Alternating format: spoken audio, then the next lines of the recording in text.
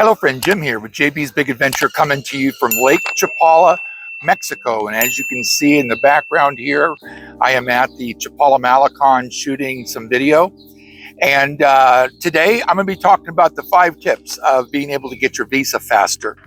It's one of those things that's becoming more and more important. More and more people are wanting to come down here and visit, take a look at moving here. And so it's really important to know some of the things, these steps, that I think will greatly help you that you might not have thought of. So the first one is to make sure that your make sure your passport is current. If your passport isn't current, that kind of throws a wrench in things, because now you got to reinstate it, wait for it to come back. So you got to make sure to have that before you actually go to the Mexican consulate to work on your visa. So in regards to qualifying, a temporal is, not only is it less expensive in the beginning, but also the solvency is actually lower. In other words, the amount of income that you have to prove. So you need to decide which one it is that you're actually going to apply for. So, and I'll just tell you this, that all of the Mexican consulates all throughout the states, they all have different numbers when it comes to qualifications, when it comes to what documents that they're requiring you to have and turn in. So some of them are different than others. So you want to make sure to check on that also before you make your appointment. That way you can make sure to have everything that is needed at the Mexican consulate. A good thing about this is you're getting the ball rolling. So what it does is it takes one step out of the steps of you having an interest of not only coming down here, but moving down to Lake Chapala. So when you get that done, in fact, let me just make sure I've got some of my notes here. So when you go for temporal, there's a less and a lower solvency requirement. But when you go for a permanente, it's actually more. So you need to find out what those numbers are and which one of those two, as I mentioned earlier, that you're able to qualify for.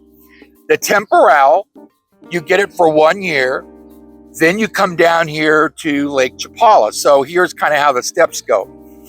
You get your visa, you get your passport cleared. You then go to the Mexican consulate, you take all the documents in there.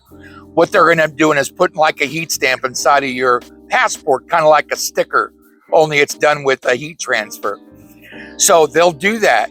Once they stamp that, you've got 180 days then to be able to actually come down, and you have to cross the border within that period of time, 180 days. Once you cross the border, you then have 30 days to finish up your temporal or your permanente. Now, I've got one attorney, immigration attorney, I refer everyone to, and there's a couple reasons. For one, she's busy, which means she's got a lot of people she's seeing. But more importantly is she's very, very educated and understands. She's been doing it over 30 years, and she knows exactly how to get everything taken care of for you. And if there's a glitch somewhere, she literally can take care of that for you. If it ends up going to court, then you're not have to be concerned about somebody representing you. That would basically not be an attorney. So I'm going to get back to that in just a moment. So the positive thing and the plus and the advantage about having a temporal, you can drive your car down here, a foreign plated car. So when you come down and you're moving down here, or when you're coming to visit, either one, you can actually bring your foreign plated car down here to Lake Chapala and go across the border. So what we're talking about here is you then have your first year that you have for your temporal. Then what happens on your second year, you can choose one of two things. Either you do 1 year at a time, so you're renewing it for 1 year at a time, or you renew it for all 3. At the end of your 4th year, you then go automatically into a permanente status, which means you can no longer have your foreign plated car in Mexico. Now, I've got another video I'm doing on the TIP, which is the temporary import permit that every vehicle that's coming across the border has to have, unless it's a Mexican plated car. So what I've been hearing about getting your visa, I've been hearing that Las Vegas is the fastest.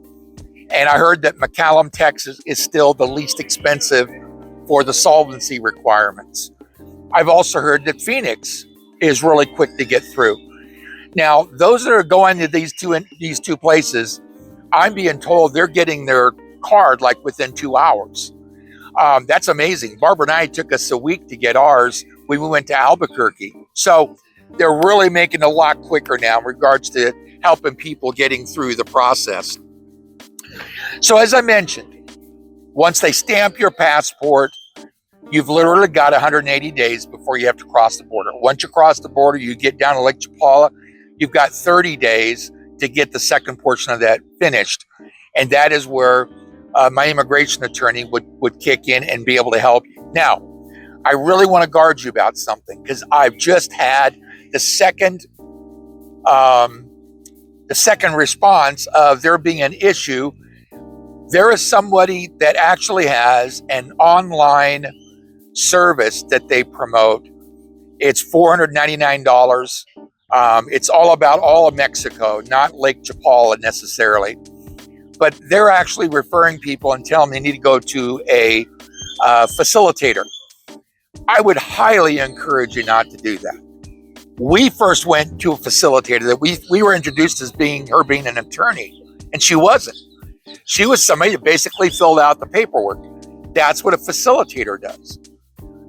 If something happens, or when something happens, that facilitator washes our hands clean. They can't represent you, nothing. If you end up getting told that you've actually got to go through the process again, you've got an attorney that's representing you. That's something you can take care of down here. If not, you're going to have to go back to the States and just do it all over again. And I will tell you, I haven't heard of one time it happening, 2 times, but actually 3 times that people have had to start over. Do not use a facilitator. Do not try to tackle the paperwork and such on your own either. I mean, unless you know perfect Spanish and you have no problem, doing it yourself. And if something happens, you're willing to start over again. So that's something I really, really encourage. Not to do the second part of the process on your own. I think the best thing I can tell you about this is make sure that you're taking these steps in succession, because here's what's happening. The quicker that you can get through those, the quicker you're going to be getting your card and you're able to go to the next step when you're coming across the border. When you're coming across the border, if you will actually reach out to my immigration attorney, she will basically get a copy of your passport and make sure to get you an appointment with the I&M office, which is the immigration office, before you even arrive. Once you arrive, and let's say that you arrive on a Monday, and she has your appointment for Tuesday or Wednesday, she literally will have you fill out some paperwork, and you take care of her fee. Then what you do is you will go to the I&M office and get everything finished up there, and they'll take your fingerprints and also take your picture and such. So that is something that you really want to be paying attention to, and that is how to get your visa, your temporal or your permanente quicker.